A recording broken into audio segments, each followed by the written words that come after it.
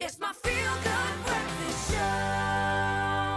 Oh, yes, it is. It is your feel-good breakfast show. You're on S3, and it's time to get into those parenting tips to encourage water play. Now, water fascinates children from the earliest of ages. We know this as parents, and human potential and parenting expert Nikki Bush is joining us to share some great ideas for keeping children busy and also entertained with something as simple as water.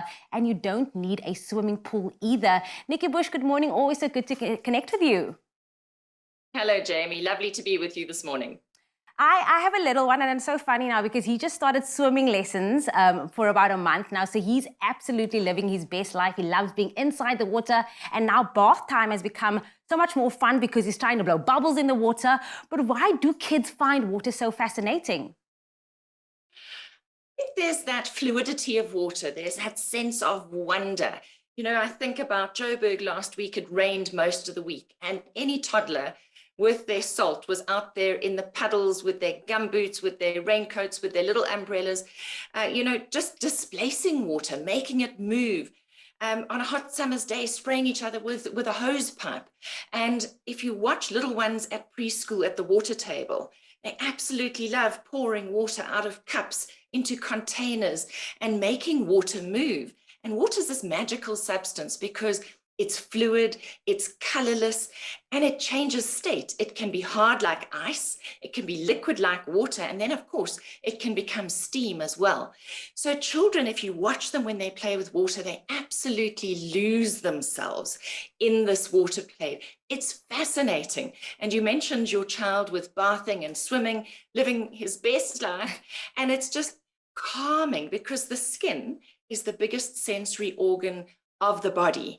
And with water play, often the whole body is involved. So bathing, showering, swimming, and of course, playing with puddles and in big tubs of water.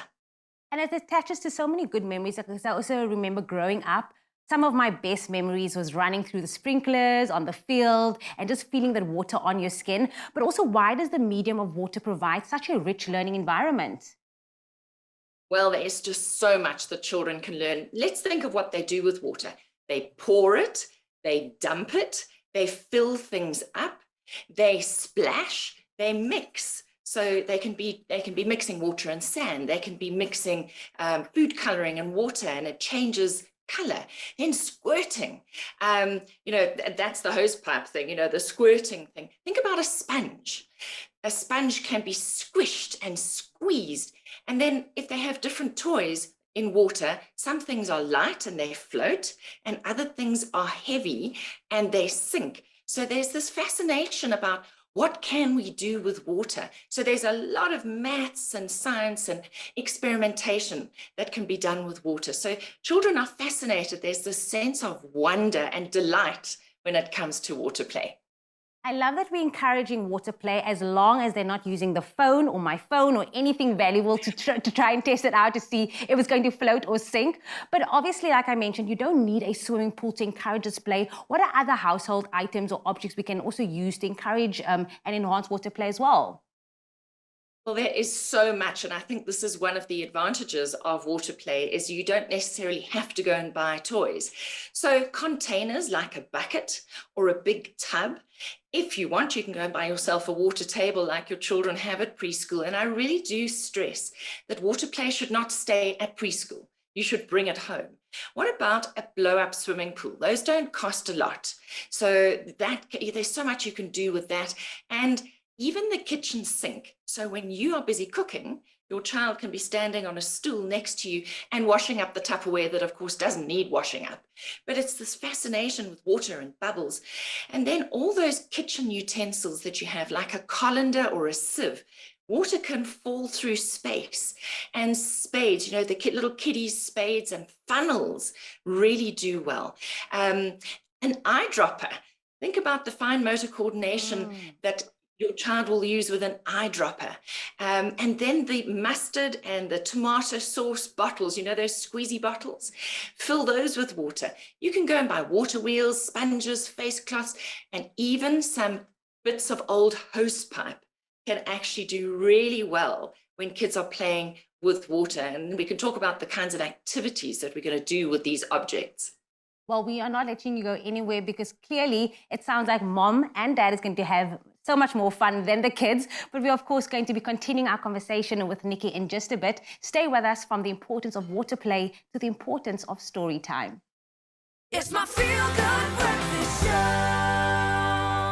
You are still live here on your Feel Good Breakfast show. Now, earlier on, we connected with human potential and parenting expert Nikki Bush to talk about why water play is such fun and so important for our children. And we're continuing the conversation with her now. Nikki Bush, are you still with us?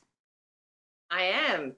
Yay. Thank you so much. I mean, earlier on, we spoke about how much fun the kids have when they're playing with water, whether it be in the sprinkler, in the bath time, all of these things. But what are some of the other fun activities kids can do with water?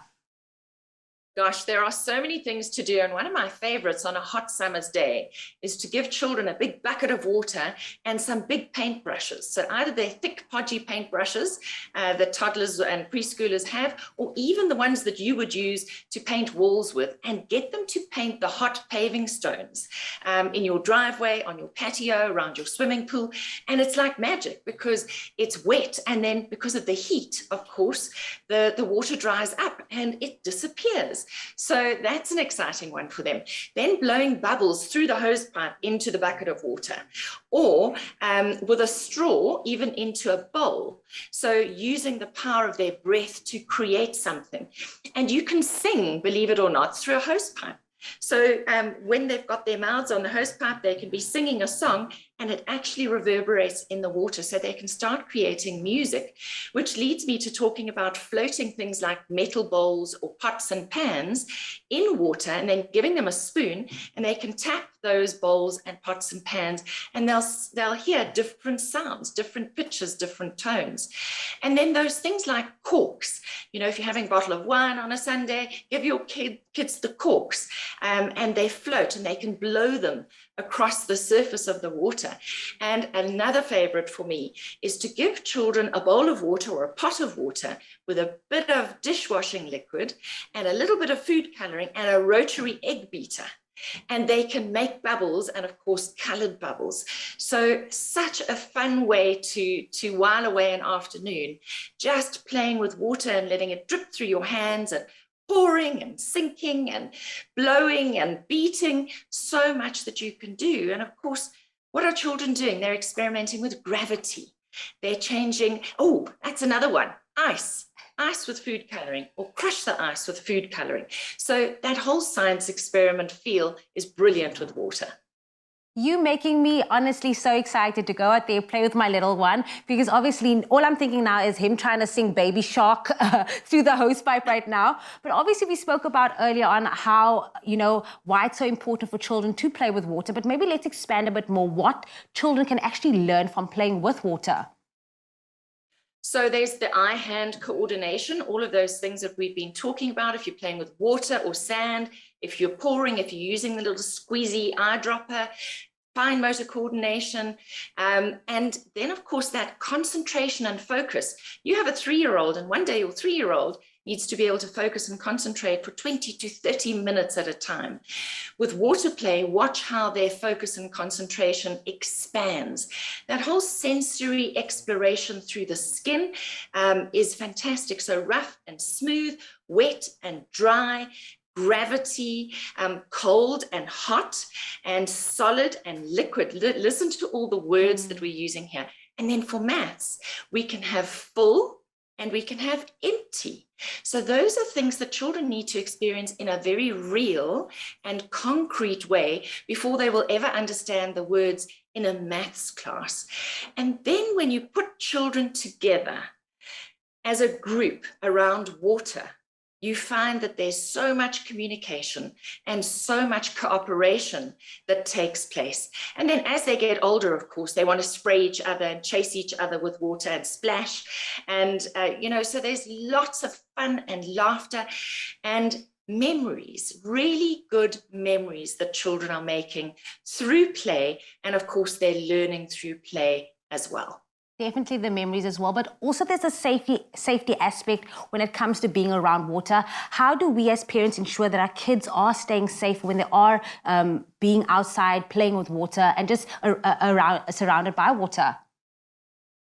So when there is water around, a parent is always a lifeguard because children can even drown in a bucket of water. So you always have to have your eyes and your ears open. You never leave children in a bath alone, and you certainly don't leave them in a swimming pool alone.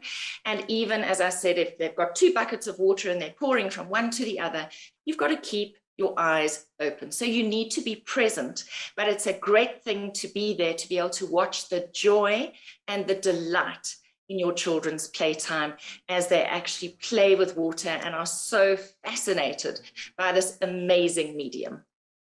Nikki, you have given us all a reason to go outside, have fun this summer, play with water, get messy with the kids. Thank you so much for joining us this morning. That's a pleasure. And go and look at my toy reviews on nikkibush.com because there's a great new water play activity that people can see there. We certainly will do so. Of course, Mzansi, that was human potential and parenting expert Nikki Bush sharing some pearls of wisdom to help you along your parenting journey. We all need each other. It's a sense of community. But to learn more about her work and to access her amazing free resources to help you on your journey, you can visit Nikki's website on www.nikkibush.com.